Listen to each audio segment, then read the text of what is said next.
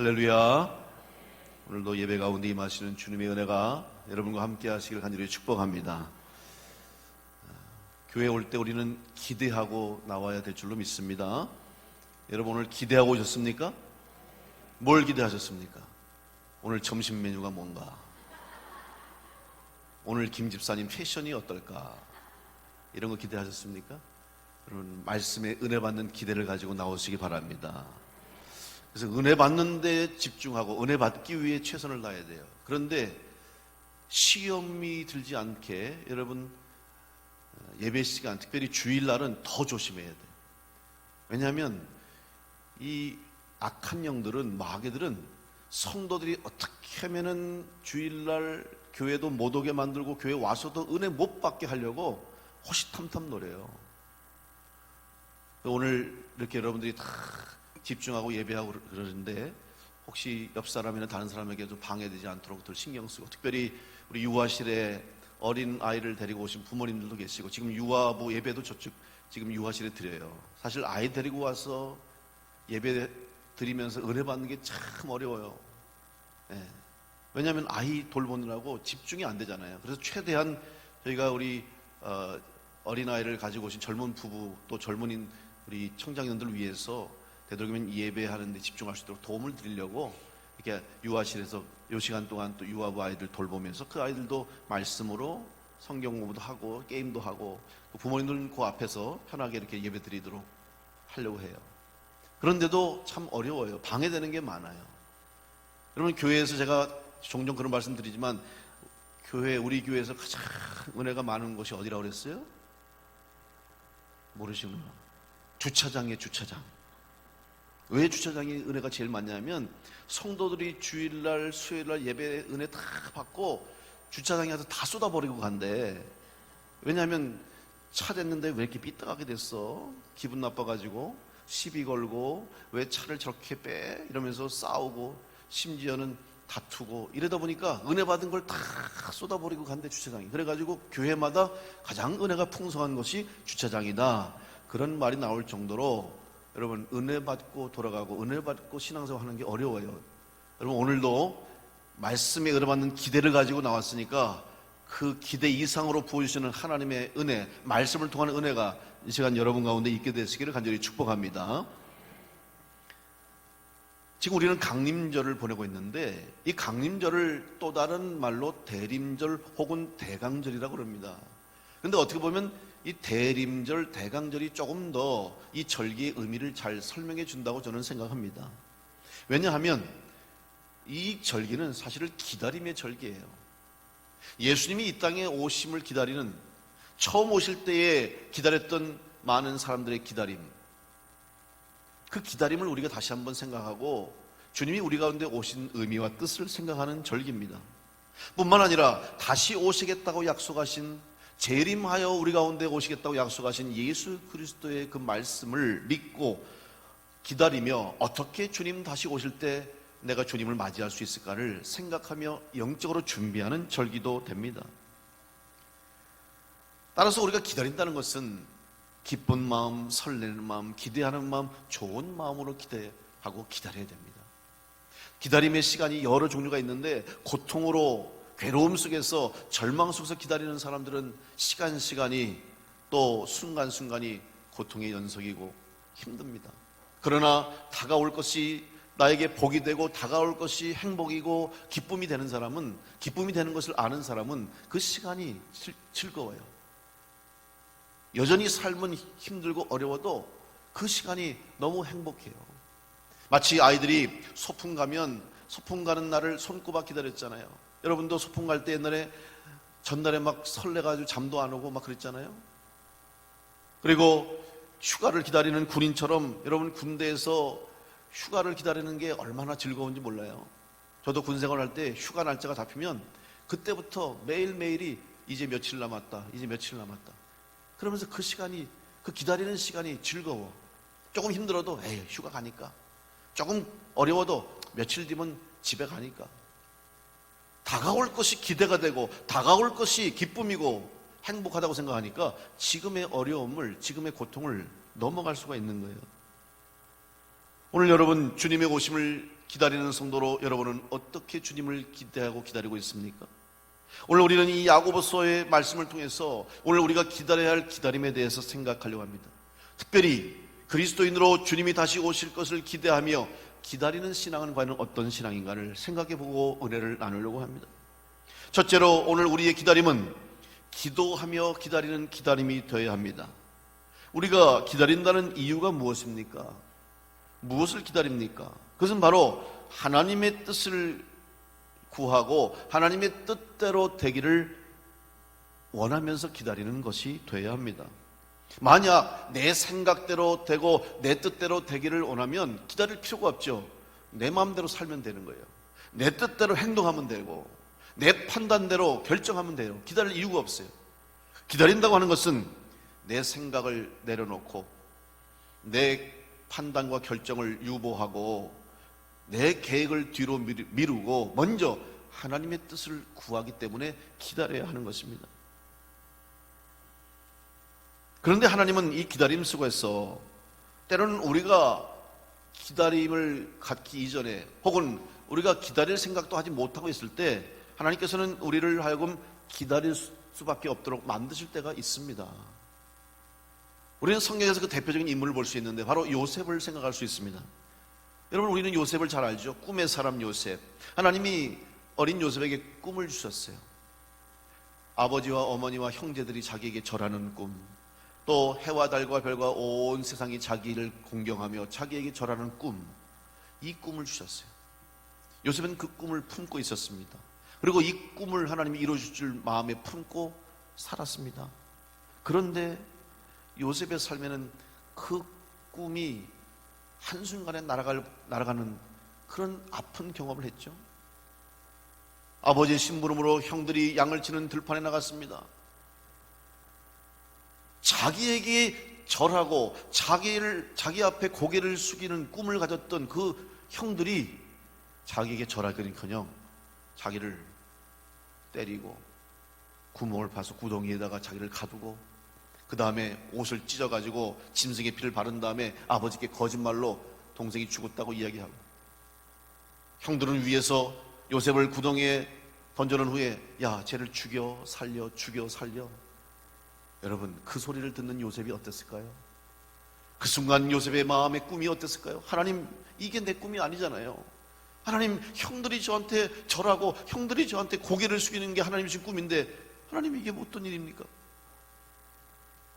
그리고 노예로 팔아 이제 종이 돼서 보디발의 집에 갑니다.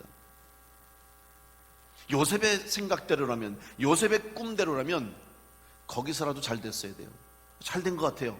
주인의 마음에 들고 일을 잘하니까 보디발이 인정해서 가정 총무, 제일 믿는 신뢰하는 종이 됐어요.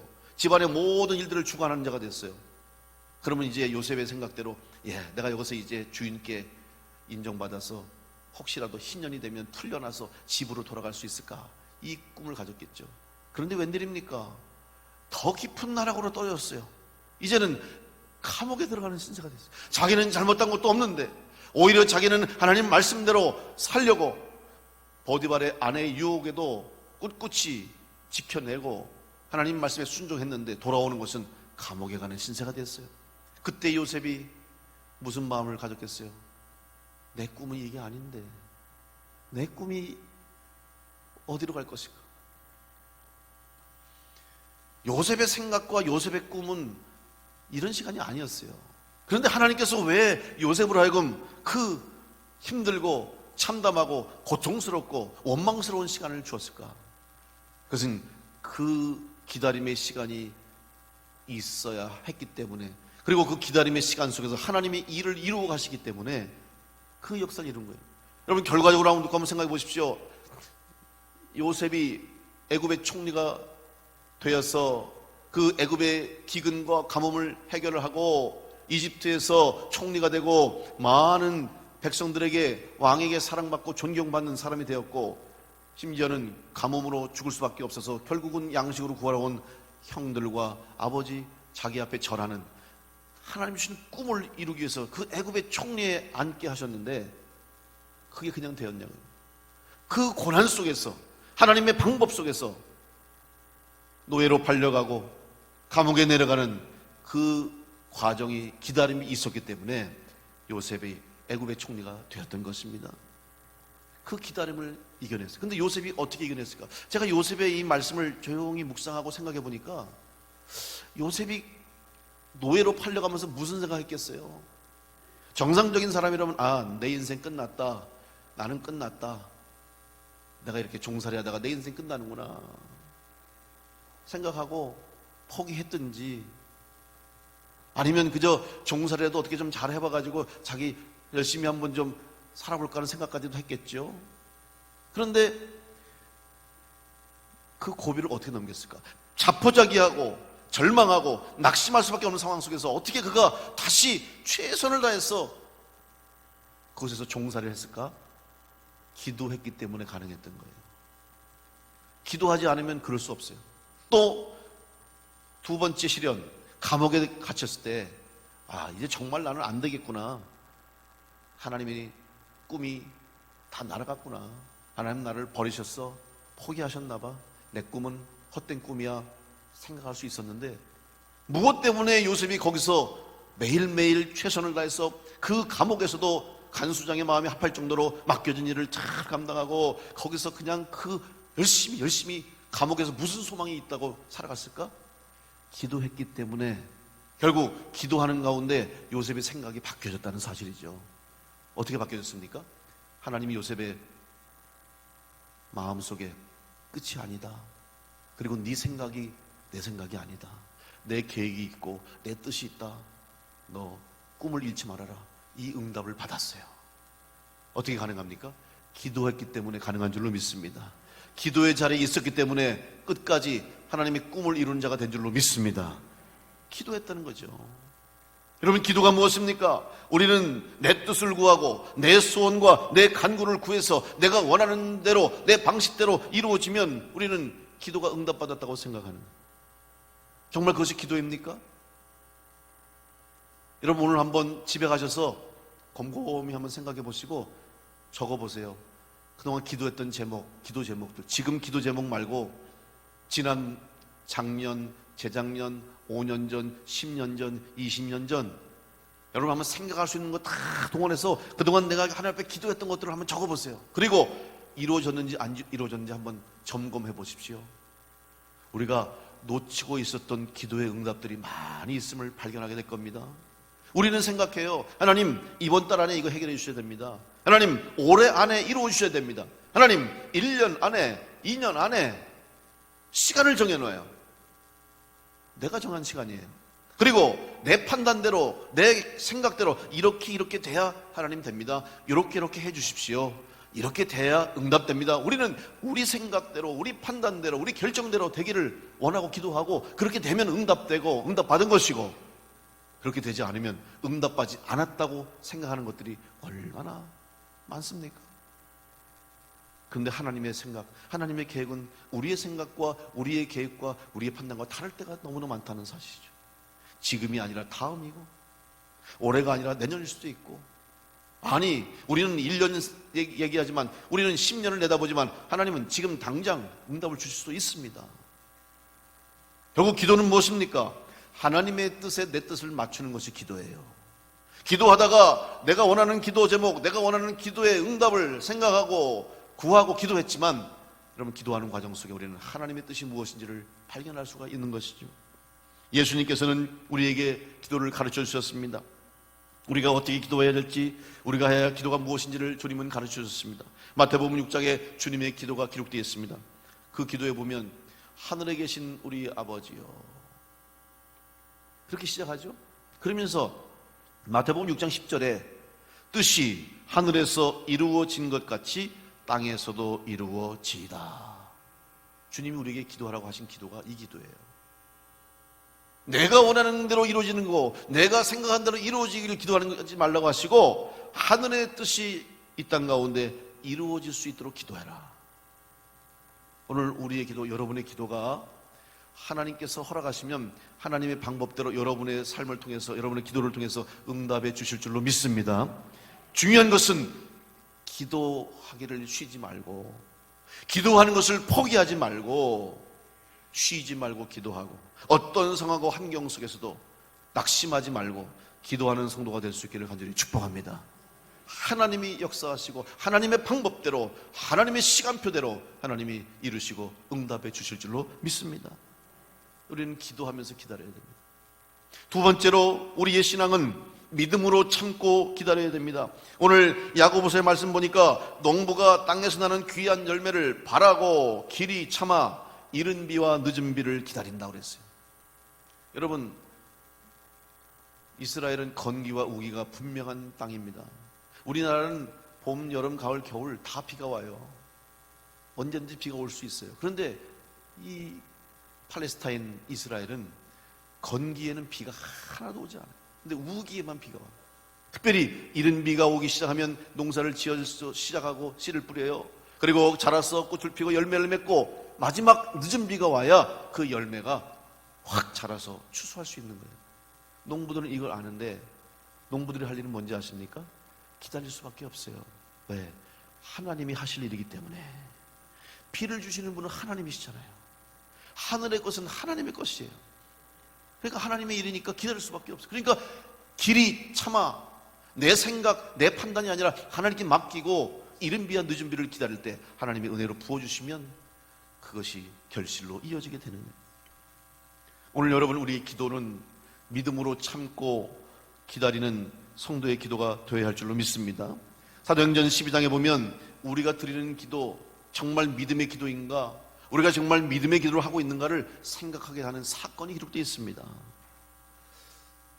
예수님께서 돌아가신 이후에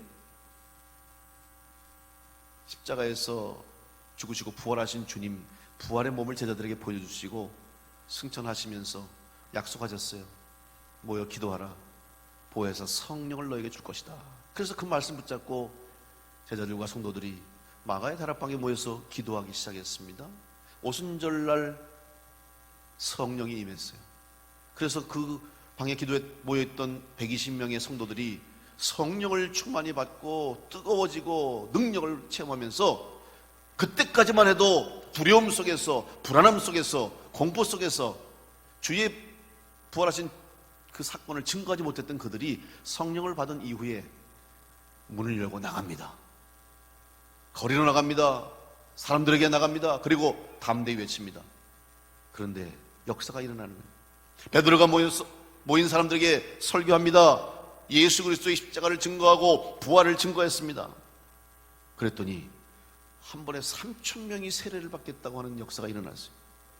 사도행전 2장 41절에 보니까 그 말을 받은 사람들은 세례를 받음에 이날의 신도의 수가 3,000이나 더하더라. 그뿐입니까? 또 사도들이 모여서 가는 곳마다 복음을 전하고 예수님을 증거하니까 이제는 성경에 뭐라고 기록되냐면 그날 믿은 자의 숫자가 남자만 5,000명이었더라. 이렇게 기록되어 있어요. 남자만 5,000명이라는 소리가 뭐냐? 그 당시에 숫자를 세는 방법은 남자를 세는 거예요. 여자는, 아이들은 빼요. 그러면 남자가 5,000명이면 기본적으로 함께 온 여인들 또 아이들 계산하면 2배 내지 3배가 될 수 있어요. 그러면 상상해 보십시오. 10,000명, 15,000명 되는 그 많은 사람들이 베드로의 설교와 사도들의 설교를 듣고 간증을 듣고 그들이 다 나도 예수를 믿겠다고, 나도 다 세례받고 주님의 제자가 되겠다고, 나도 다 그리스도인이 되겠다고 이렇게 소란이 일어난 거예요. 이 소식을 들은 헤롯이 놀랐어요.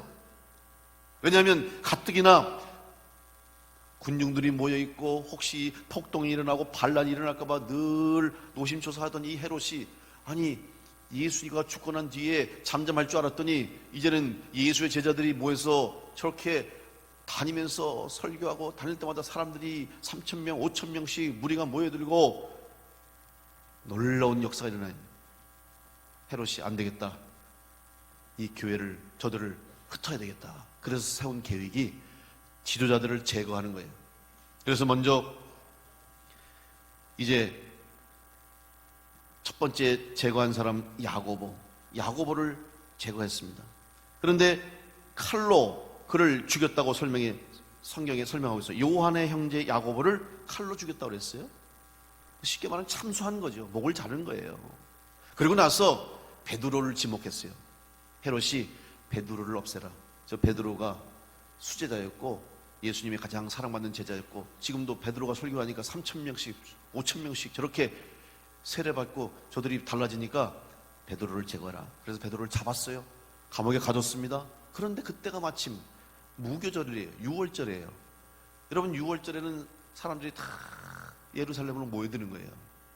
그래서 지방에 있던 사람들이 다 모여서 제사를 드리고 절기를 지키기 위해서 모여드니까 가뜩이나 사람들이 모여있는데 베드로를 죽이고 제거하면 어떻게 되겠어요? 그들이 폭동이 일어나고 반란이 일어날까봐 절기 끝나고 처리하자. 그래서 그때까지 베드로를 옥에 가뒀어요. 그리고 이제 내일이면 절기가 끝나, 내일이면 사람들 다 흩어져.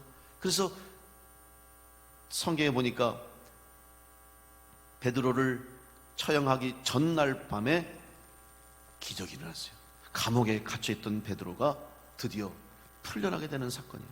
그런데 여러분, 베드로를 옥에 가뒀는데 헤롯이 얼마나 베드로와 그 당시 그리스도인들을 두려워했는지를 베드로를 가두는 모습을 보면 우리는 정확하게 알 수 있어요. 사도행전 12장 6절에 이렇게 기록됩니다. 헤롯이 잡아내려고 하는 그 전날 밤에 베드로가 두 군인 틈에서 두 쇠사슬에 매여 누워 자는데 파수꾼들이 문 밖에서 옥을 지켰다. 여러분 상상해 보세요. 자, 베드로를 옥에 가뒀어요. 그런데 가둬놓고 그냥 끝난 게 아니야. 혹시 무슨 일이 생길까봐 군인들 2명을 같이 옆에 붙여놓는 거예요. 근데 그냥 같이 붙여놓은 게 아니라, 자, 두 군인 틈에서 두 쇠사슬에 매여 누워 잤다. 이게 뭐냐면 한쪽 손은 군인의, 한쪽 손은 베드로 손에 착고를 쇠사슬로 묶어놓은 거예요. 양쪽에다가. 그러니까 군인 두 사람이 베드로하고 끼어 잘 수밖에 없는 게 쇠사슬을 양쪽에 묶어놓은 거예요. 도망 못 가게. 그 정도로 베드로를 혹은 그리스도인들을 헤롯이 두려워한 거예요. 그리고 감옥 속에, 가장 깊은 감옥 속에 한 단계, 두 단계 철문을 지나고 또 철문을 지나고, 베드로가 나올 때 한 번 쇠사슬을 통과하고 또 쇠문을 통과하고 2번이나 통과할 정도로, 여러분 유대인들의 그 당시에 이스라엘의 감옥을 가보면 땅속 깊은 곳에 굴을 파고 그 속에 감옥을 만들었어요. 그 중에서도 가장 깊은 곳은 땅 밑에 햇볕이 들어오지 않고 밑에는 물이 고여 있고 음산한 곳이에요. 거기에 베드로를 가뒀어요. 그 정도로 베드로와 그리스도인들을 두려워했던 헤롯의 마음을 읽을 수 있죠. 여러분, 아무리 쇠사슬로 묶고 깊은 곳에 가둬놨다 할지라도 하나님이 풀어줬으니까 베드로가 감옥에서 나오게 된 줄로 믿습니다.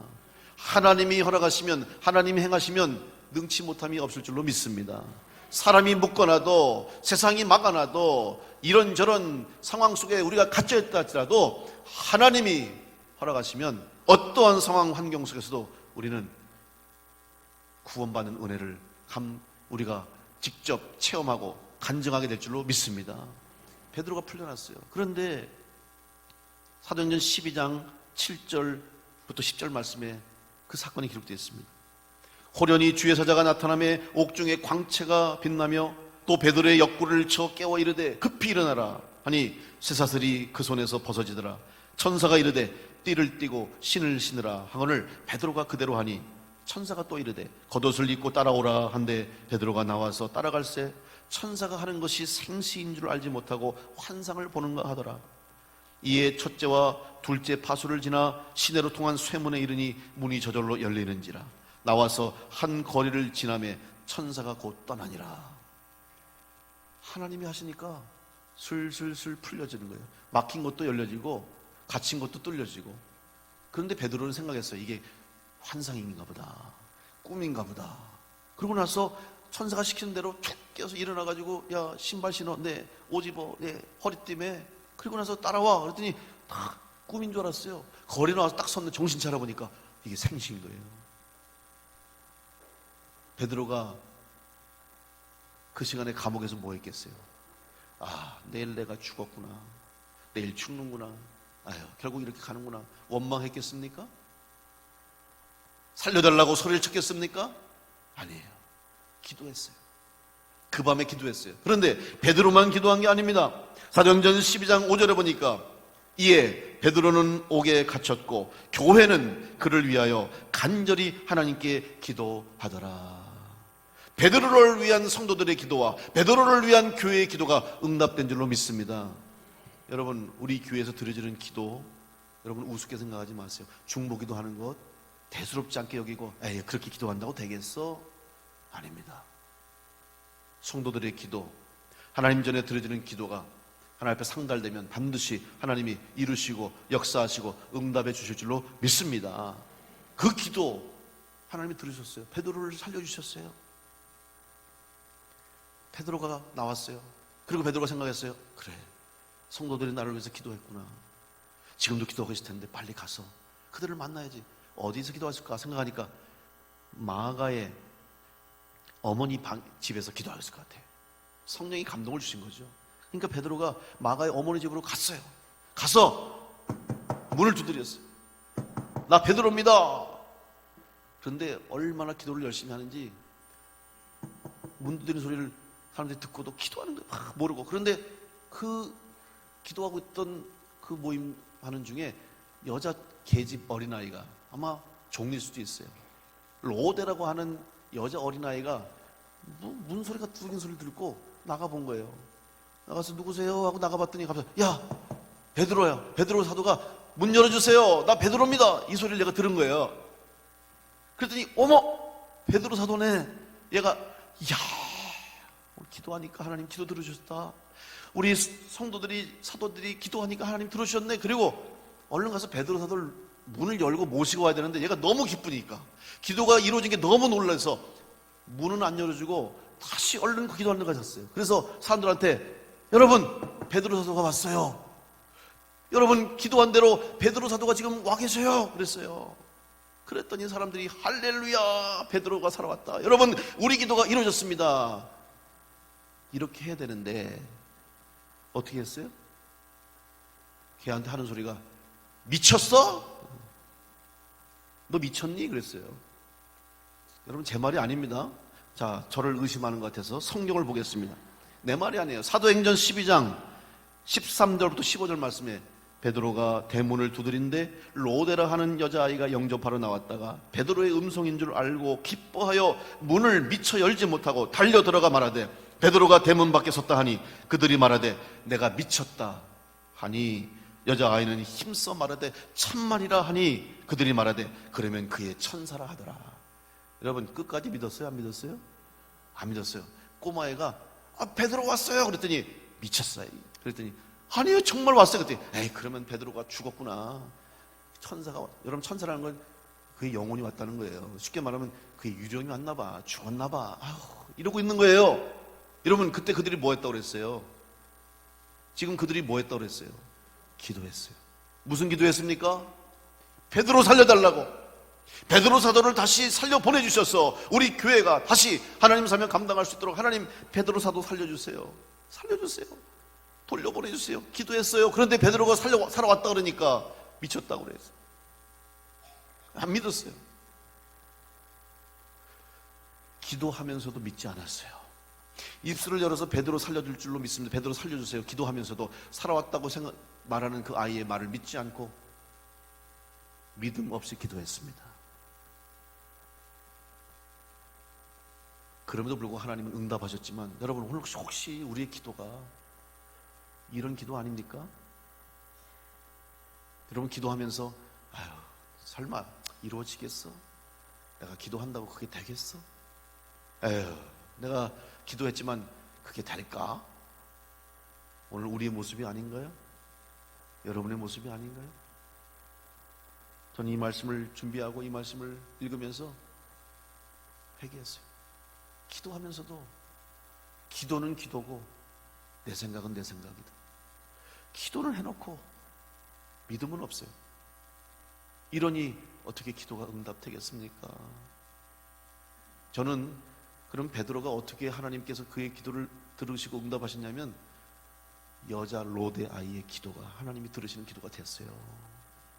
그 여자 계집 아이, 어린아이 조그만한 그 여자 하나가, 아이 하나가 진심으로 하나님 베드로 사도 살려달라고 기도했기 때문에 하나님이 그 기도를 들으시고 베드로를 살려주셨어요.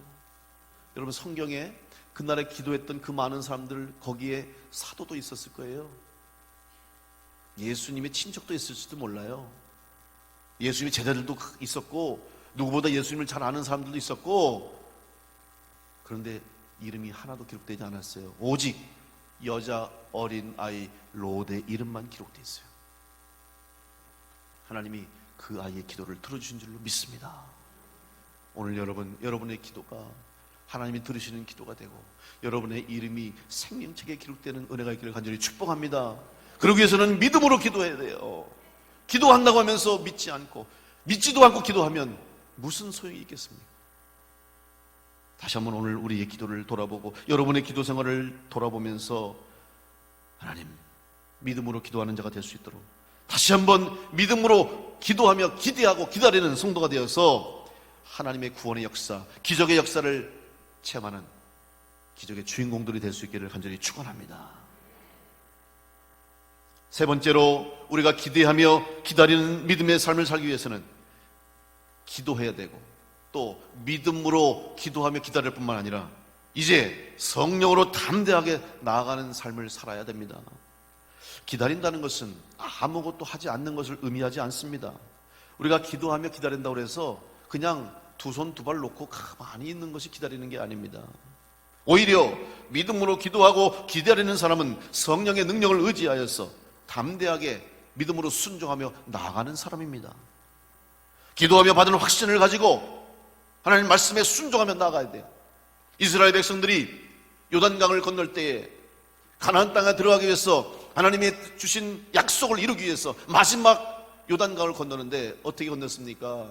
하나님의 강을 다 갈라주시고 그들 앞에 강물이 사라지고 대로가 열려서 건너간 게 아니에요. 여전히 몸에 거두는 시기에 1년에 요단 강물이 가장 강수량이 많은 그 시기에 철철 넘치는 요단강 앞에서 하나님의 법궤를 메고 제사장들이 하나님 말씀대로 내 발을 들이밀어라, 하나님 말씀에 순종하고 나아갈 때 강물이 갈라지게 된 줄로 믿습니다. 하나님 뭘 좀 달라져야지 순종하죠. 하나님 뭐가 내 눈앞에 좀 변화가 있어야 순종하죠. 아니에요. 순종할 때 변화가 일어나게 될 줄 믿습니다. 나아갈 때 기적이 일어날 줄 믿습니다. 우리는 눈앞에 보여지면 믿으려고 그래요. 우리는 눈앞에 뭐가 좀 믿을 만한 거리가 생기면 믿으려고 그래요. 그게 어떻게 믿음입니까? 믿음은 보이지 않는 것을 믿는 것이 믿음입니다. 아직 이루어지지 않는 것을 믿을 때 역사가 나타나게 될 줄로 믿습니다. 믿음의 사람 아브라함이 어땠습니까? 하나님은 아브라함에게 내 고향 친척집을 하나님이 떠나라고 말씀하셔서 75세에 자기 고향 땅을 떠나라는 거예요. 그때 아브라함이 어떻게 나갔습니까? 히브리서 11장 8절 말씀에 믿음으로 아브라함은 부르심을 받았을 때에 순종하여 장래의 유업으로 받을 땅에 나아갈새 갈 바를 알지 못하고 나아갔다. 하나님께서 너 이렇게 해서 이렇게 가고 거기 가면 내가 이렇게 해줄 것이고 그리고 이 땅에 가서 이렇게 살아. 그렇게 하면 참 좋을 텐데 그냥 가라는 거예요. 어디로 갈지도 몰라요. 하나님 인도하신 대로 떠나라는 거예요. 아브라함은 그대로 순종했어요. 믿음으로 순종했습니다. 따라갔을 때, 움직였을 때, 일어났을 때 하나님이 아브라함을 인도하시고 아브라함을 믿음의 주성으로 세우신 줄로 믿습니다.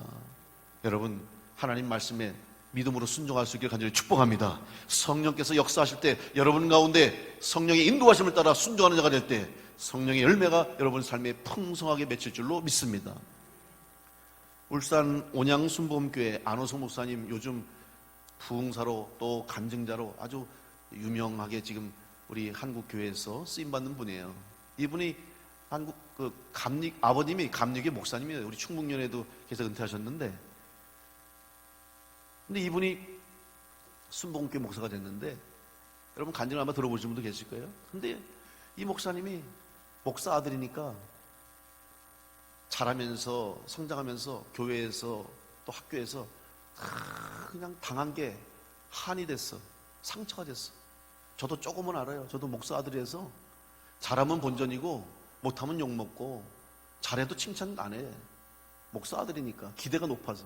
그러니까 이 안 목사님도 절대로 다시는 내가 목사가 안 되고 목회 집안에서 살지 않고 나는 어떻게 해서든지 목사가 안 되는 게 인생의 꿈이고 목사 안 되고 사는 게 자는 행보다 생각하고 목사 안 되는 방법으로 그렇게 살았어요.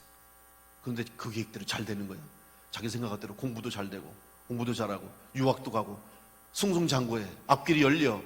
근데 어느 날 갑자기 이유 없이 알 수 없이 배가 아프기 시작하더니 이거는 뭐 나중엔 손댈 수 없어. 온 장기가 다 썩어서 손만 대면 그냥 장기가 다 그냥 문드러질 정도로 돼서 그냥 덮어버리고 가족들 보러 그냥 죽음만 기다리라는 거예요. 20대 젊은 청년이 아버지 앞에서, 부모님 앞에서, 가족들 앞에서 병실에 누워가지고 뼈만 남아있는 그 아들 죽게 생겼어요. 그 누워가지고 이 장기 속에 있던 고름들을 그냥 구멍 뚫어가지고 빼내는 신세가 됐는데 아무것도, 뭐 물 한 모금도 못 마셔요. 물 한번 잘못 마시면, 꿀꺽 마시면 장이 터진대. 죽을 날만 기다려요. 어느 날 아버지가 자기 앞에 오더니 그 뼈만 남은 앙상한 자기를 입을 걷어내더니요, 사진기로 그냥 착각 자기를 찍더라는 거예요. 뼈만 앙상하게 남아서. 생각해보세요. 얼마나 흉해요. 지금 죽을 날만 기다리는 아들 앞에서 왜 사진을 찍을까? 울면서 아빠가 다 사진을 찍더니 아들한테 사진기를 던져주면서, 야, 하나님이 너 살려주실 거니까, 너 죽지 않을 거니까 너 살아나서 이거 증거해, 간증해. 그리고 자기 사진 찍고 주더래요. 그래서 눈물 흘리면서 하나님 살려주시면 하나님의 종되고 하나님 말씀 전했다. 기적같이 살아. 손 다 떼고 그 오죽하면 의사들이 이거는 하나님이 살아계시다고, 예수 믿지 않는 의사들도 이건 하나님 살아계시다고 고백하면서 그 아들이 살아났어요. 기적이 일어난 거죠.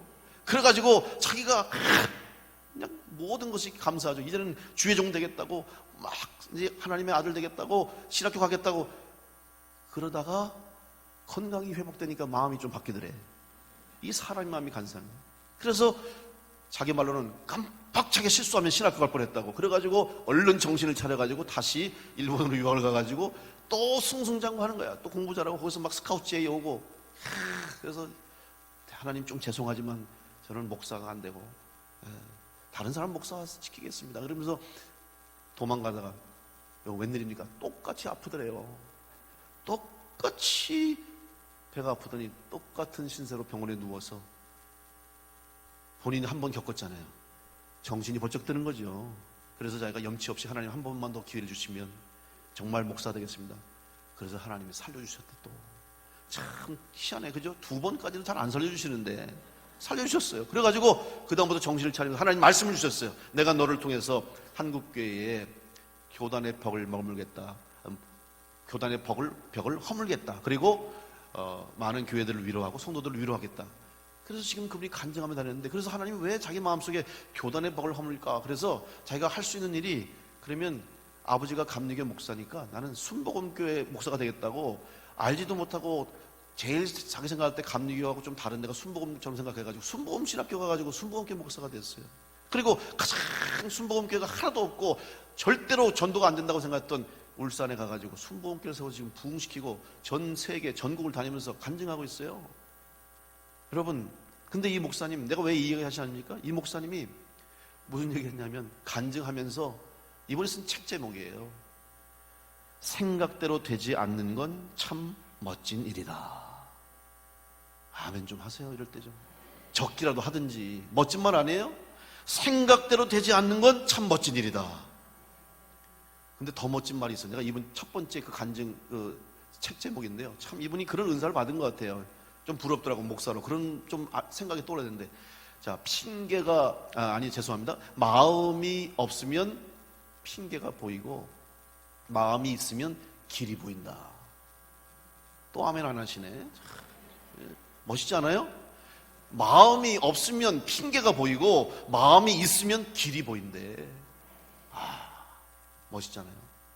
근데 여러분, 이분이 간증하는 게 뭐냐면, 만약 내 생각대로 됐으면 내가 목사 안 하고 잘 먹고 잘 살고 승승장구 하다가 그냥 끝나는 인생, 결국 죽을 인생인데, 내 생각대로 안 되니까 하나님이 비록 고통의 순간이 있었고 고난의 시간이 있었고 어려움의 시간이 있었지만 내 생각대로 안 됐기 때문에 내가 살아날 수 있었고 내가 하나님의 자녀가 되었고 주의 종이 되었고 나를 통해서 전국 방방곡곡 전 세계를 향해서 하나님 말씀을 전하는 주인공 되지 않았습니까? 내 생각이 아니었다는 거예요. 그래서 멋지다는 거죠. 내 생각으로 됐다면은 나 혼자 잘 먹고 잘 살고 그러다가 죄 짓고 죽었을 텐데 내 생각대로 안 되고 하나님의 생각대로 된 게 멋진 일 아닙니까? 이 고백이에요. 여러분 생각대로 안 됐다고 속상해 하십니까? 지금 여러분의 생각대로 되고 있지 않다고 여러분 눈물 흘리십니까? 지금 내가 원하는 대로 되고 있지 않다고 힘들어 하십니까? 아니에요. 하나님의 생각대로 되는 것이 우리에게 복이 될 줄로 믿고 하나님의 생각대로 하나님의 뜻대로 이루어지는 것이 우리에게 가장 큰 복이 되는 걸 믿고 성령의 인도하심을 따라서 순종하며 나아갈 수 있기를 간절히 축복합니다. 이것이 정말 믿음으로 기대하며 기다리는 성도의 모습인 줄로 믿습니다.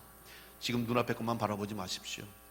지금 여러분을 둘러싸고 있는 상황과 현실에만 갇혀있지 마십시오. 말씀을 통해서 성령의 인도하심을 통해서 우리에게 약속하시고 우리가 가야 할 곳을 바라보면서 하나님이 이루실 뜻을 바라보면서 나아갈 때 여러분 가운데 기적의 역사, 놀라운 응답의 역사, 또 하나님이 이루시는 아름다운 역사들을 증거하고 간증하는 복된 성도들이 다 될 줄로 믿습니다. 우리 교회가 그런 교회가 되기를 간절히 축복합니다. 우리 교회 성도들이 여러분이 그런 주인공들 되시기를 간절히 축복합니다.